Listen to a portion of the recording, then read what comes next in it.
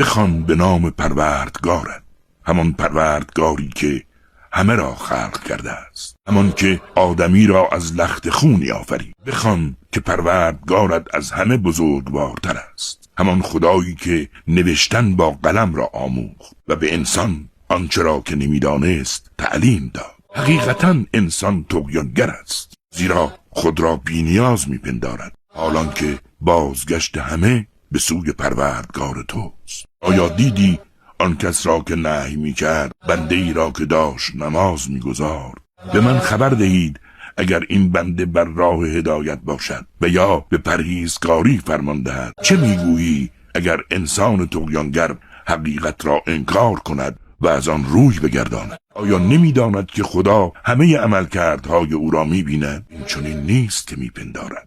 اگر از رفتار خویش دست بر ندارد، موی جلو سرش را گرفته و به جهنم میکشی، موی جلو سر هر دروغگوی گناهکار را. پس هر که را میخواهد به فریاد رسی صدا زند. ما نیز مأموران جهنم را فرا میخوانیم، چنان نیست که میپندارد. او را هرگز اطاعت مکن و خدای را سجده نمای و به او نزدیک شو.